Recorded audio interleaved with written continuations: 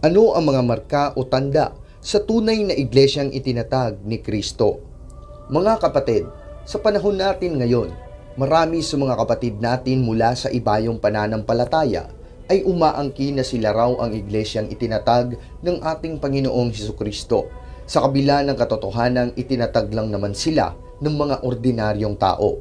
At kung pagbabasihan natin ang mga referensya sa kasaysayan, ay napakadali lamang po nating maitukoy kung sino ang responsableng tao na siyang nagtatag ng kanilang sekta.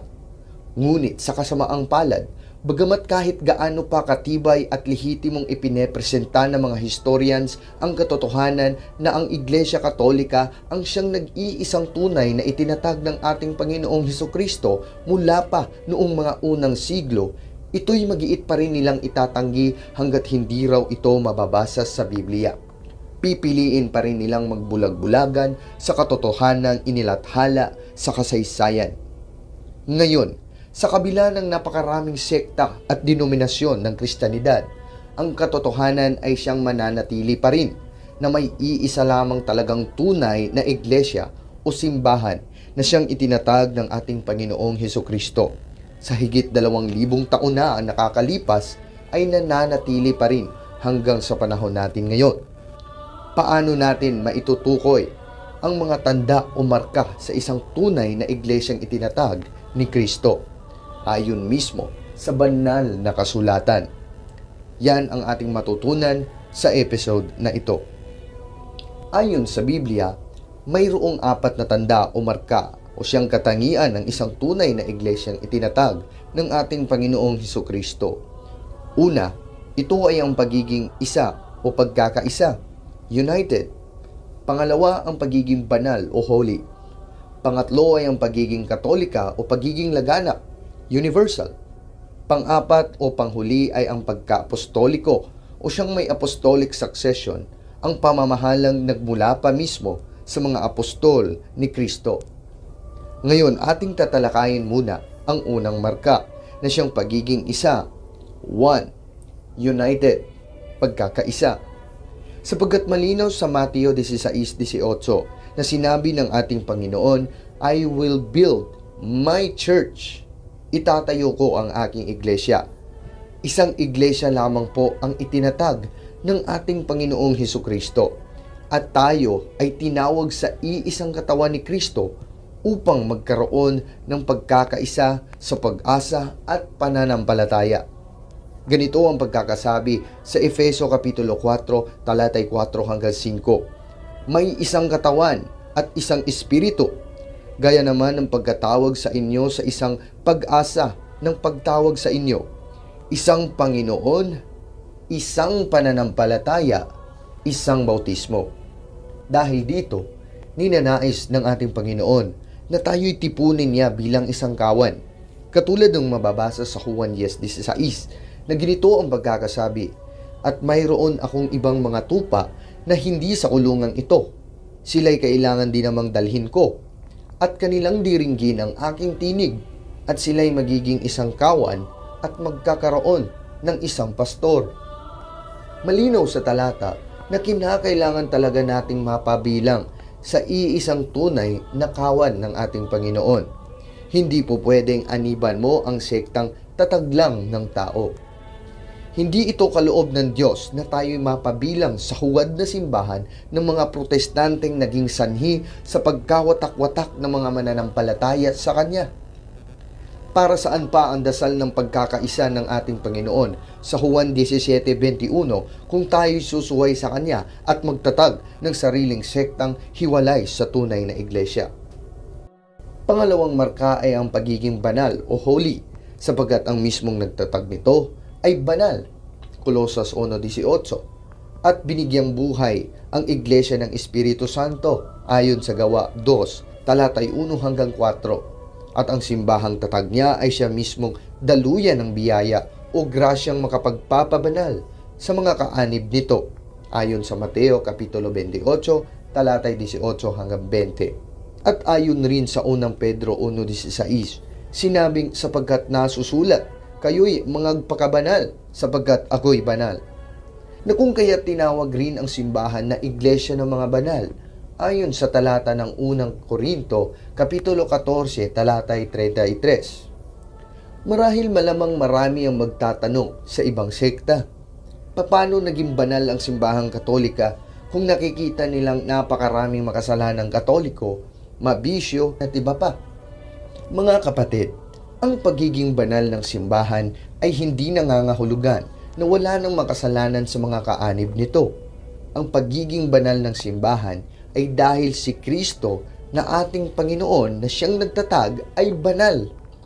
At ang itinatag niyang ito ang siyang kanyang maging instrumento na maging banal ang mga makasalanan kung ito'y susunod sa mga banal na katuruan ng ating Panginoon. Alalahanin po natin ang sinabi ng ating Panginoon sa Mateo 9:13. Hindi na parito ang ating Panginoon upang tumawag ng mga matuwid, kundi ng mga makasalanan. Nangangahulugan lamang na lahat tayong makasalanan ay tinawag ni Kristo upang mamuhay sa kabanalan at ating pagsisihan at talikuran ang mga kasalanan. Kumbaga, ang simbahan ay isang ospital upang gamutin at pagalingin tayong mga taong nagkakasakit gawa ng pagiging makasalanan natin. Na kung kaya't saksi ang kasaysayan sa haba ng panahon ay napakarami ng mga Katoliko na siyang dating namuhay sa kasalanan at piniling sumunod sa mga katuruan ni Kristo sa kanyang simbahan ay nagbunga ng kabanalan. Sila ay naging mga santo o banal. Pangatlong tanda ay ang pagiging Catholic or universal, panlahat o pandaigdigan. Sapagkat sa Biblia mapapatunayang ninanais ng ating Panginoon na ang kaligtasan ay para sa lahat ng mga tao. Unang Timoteo Kapitulo 2:4 sinabing na siyang may ibig na ang lahat ng mga tao'y mangaligtas at magkakaalam ng katotohanan.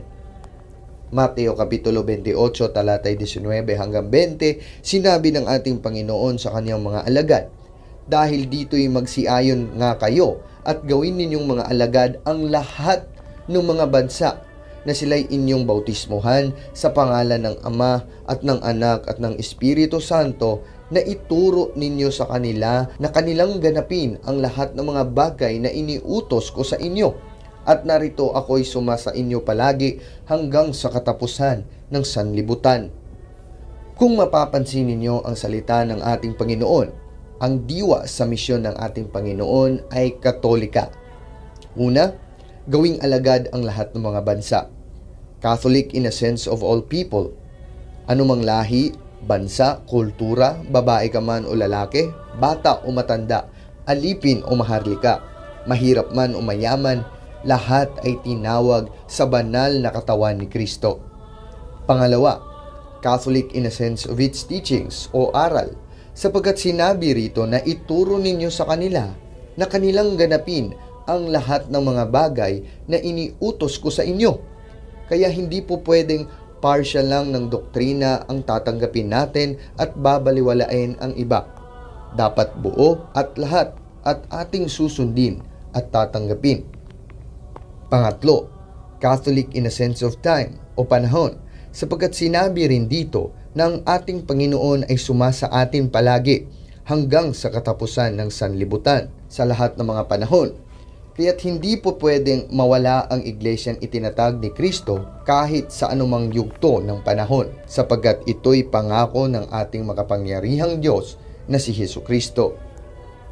Na kung kaya't sa Marcos 11:17, tinawag pa nga niya ito na kanyang bahay o tatawaging bahay panalanginan sa lahat ng mga bansa.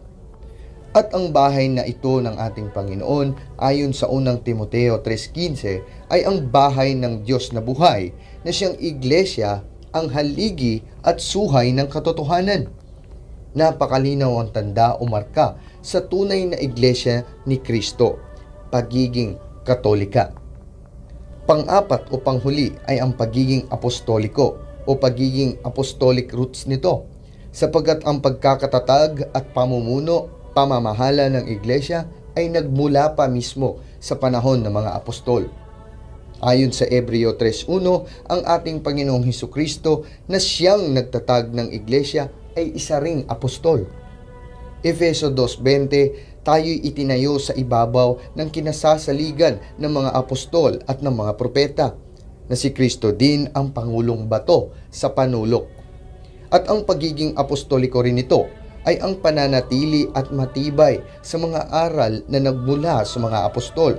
Kagaya ng mababasa sa Gawa 2:42, ganito ang pagkakasabi, "At sila'y nagsipanatiling matibay sa turo ng mga apostol at sa pagsama-sama sa pagpuputol-putol ng tinapay at sa mga panalangin."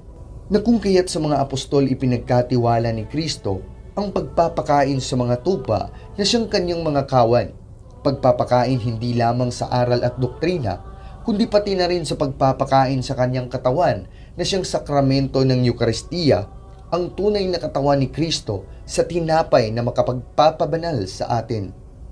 Alalahanin po natin ang sinabi ng ating Panginoon kay Pedro sa Juan 21:15-17, na 3 beses, "Pakanin mo ang aking mga tupa." Na kung kaya't meron tayong tinatawag na apostolic succession, ang otoridad na natanggap ng mga apostol mula kay Kristo ay natanggap at namana sa kanilang mga disipulong inordinahan hanggang sa panahon ng ating mga pari sa kasalukuyan. Na kung kaya't saksi ang mga aklat ng kasaysayan, katulad na lamang sa mababasa sa Britannica Encyclopedia of World Religions 2006, page 938, sinabing, "Roman Catholicism, Christian Church characterized by its uniform, highly developed doctrinal and organizational structure that traces its history to the apostles of Jesus Christ in the 1st century."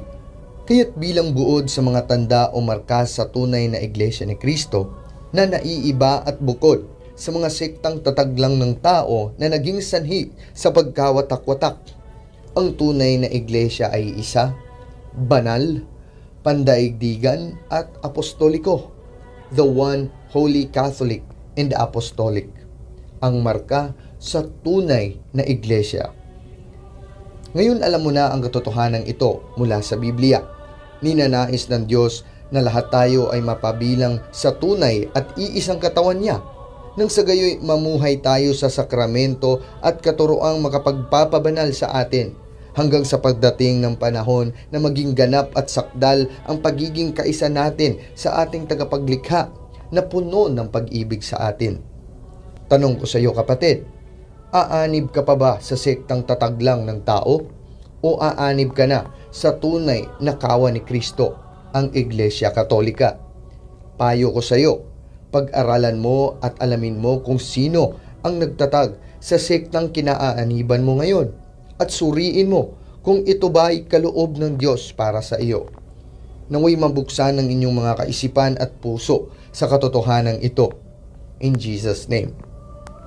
Kung nagustuhan niyo po ang ating episode ngayon, maaari niyo pong isubscribe, like, and share ang ating YouTube channel at Facebook page na Katoliko TV. Abangan muli ang ating mga susunod na episode sa pagtalakay, paglilinaw at pagtatanggol sa pananampalatayang Katoliko. Maraming salamat at God bless sa inyong lahat.